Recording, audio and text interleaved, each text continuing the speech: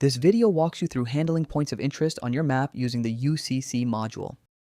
We are going to manage map points of interest in just 2 steps. So to do this, let's start with the first step, which is adding a new point of interest. Head over to the Map tab at the top of the dashboard to get into the map view where all the editing happens. Click the Map tab to open it up. Once the map loads, look to the editor panel and find the Create Features icon, which is your gateway to adding new items to the map. That gets you into the map editor and ready to work. Let us go to the next step, which is selecting the assembly point feature, since you need to tell the system what kind of point you are placing before dropping it on the map. Scroll down through the editor panel, past the worksite, team, and tracks categories until you spot the points of interest section. From the list of point of interest types, pick assembly point since that is what we are adding today.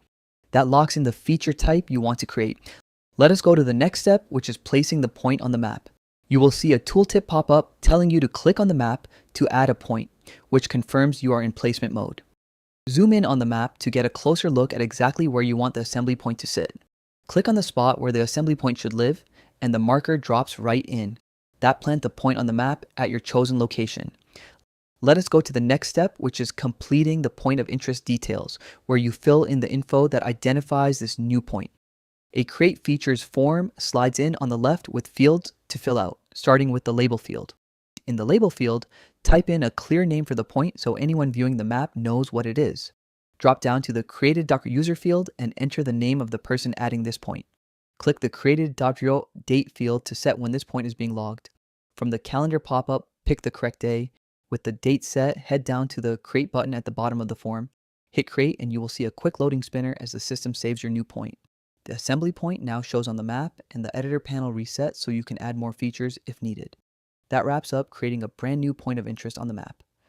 Let us go to the next step, which is opening the point of interest details so you can pull up an existing point to manage it. Head back to the map and find the assembly point you just placed. Click directly on the assembly point icon to open its details. The edit feature panel opens up on the left with all the points info, so scroll down through the fields to reach the actions at the bottom. You now have the points details open and ready for changes. Let us go to the next step, which is removing the point from the map.